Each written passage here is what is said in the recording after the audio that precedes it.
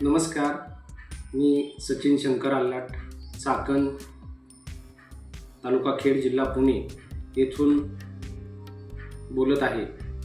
मी आपणासमोर महात्मा ज्योतिबा फुले यांचं जीवन परिचय माझ्या थोडक्यात शाब्दिक स्वरूपात मी आपणासमोर सांगणार आहे.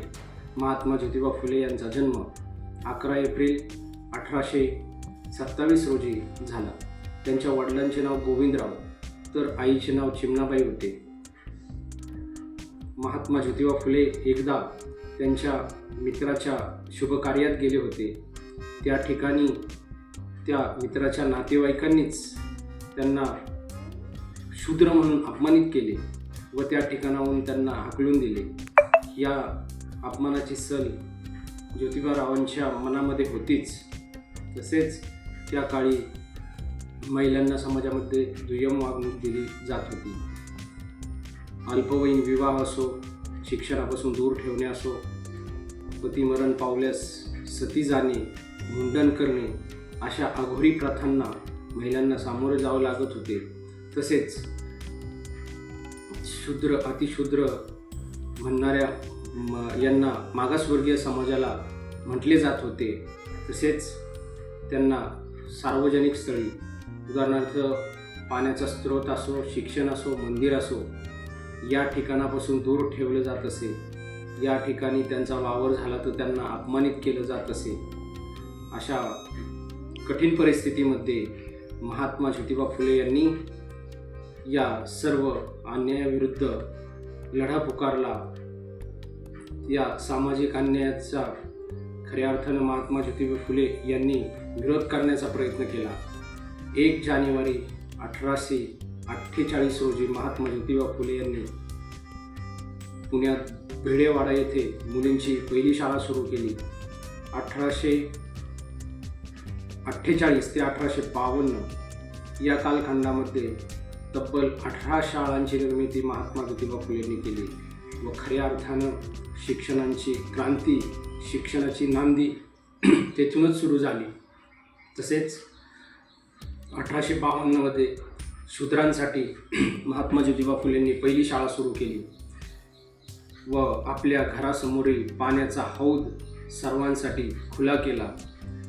असे महात्मा ज्योतिबा फुले हे खऱ्या अर्थानं एक थोर समाजसुधारक होते. तसेच त्यांनी पुढे 1873 साली सत्यशोधक समाजाची निर्मिती केली.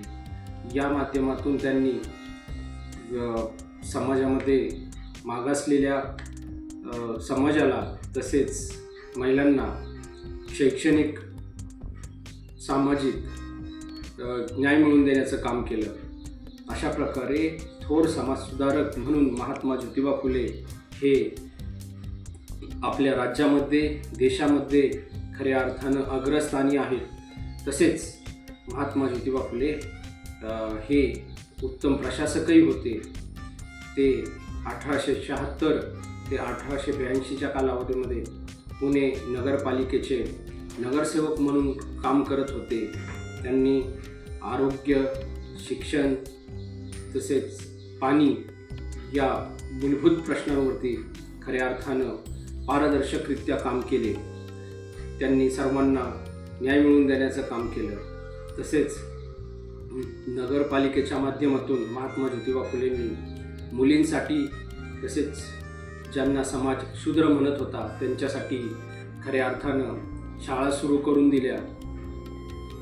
तसेच महात्मा ज्योतिबा फुले पुणे व परिसरातील ग्रामीण भागामध्ये फिरून शेतकऱ्यांना शेतीविषयी महत्त्व ज्योतिबारावांनी पटवून दिले. अशा पद्धतीनं खरंच महात्मा ज्योतिबा फुले एक प्रशासक, उत्तम प्रशासक होते. तसेच महात्मा ज्योतिबा फुले हे उद्योजकही होते. त्यांनी पुणे येथील खडकवासला धरण असो, कात्रजचा बोगदा असो, तसेच येरवड्याजवळील पूल असो, असे मोठे कामे, भरीव कामे त्यांनी त्या काळी त्यांच्या कंपनीने, त्यांनी स्थापन केलेल्या कंपनीने केली. अशा प्रकारे महात्मा ज्योतिबा फुले हे एक उद्योजक होते. तसेच त्यांनी सत्यशोधक समाज समाजामध्ये काम करणाऱ्या त्यांच्या सहकाऱ्यांनाही उद्योग व्यवसायामध्ये मार्गदर्शन केले, त्यांना उद्योग व्यवसाय करण्यास प्रवृत्त केले. असे महात्मा ज्योतिबा फुले हे एक खऱ्या अर्थानं उद्योजकही होते. एवढे बोलून मी महात्मा ज्योतिबा फुले यांच्याविषयीचे माझे विचार या ठिकाणी थांबवतो. जय ज्योती, जय क्रांती. धन्यवाद. प्रेक्षक हो, तुम्हाला आमच्या स्पर्धकाचा व्हिडिओ नक्कीच आवडला असेल. आता या स्पर्धकाला जिंकवून देण्यासाठी तुम्ही सुद्धा मदत करू शकता. या स्पर्धकाचा व्हिडिओ लाईक करून, तसेच स्पर्धकाला प्रेरित करण्यासाठी त्या व्हिडिओवर कमेंट करून, आणि हो, जास्तीत जास्त लोकांपर्यंत हा व्हिडिओ शेअर करून. आणि हो, हा व्हिडिओ शेवटपर्यंत पाहिल्याबद्दल आपल्या सर्वांचे मनपूर्वक आभार.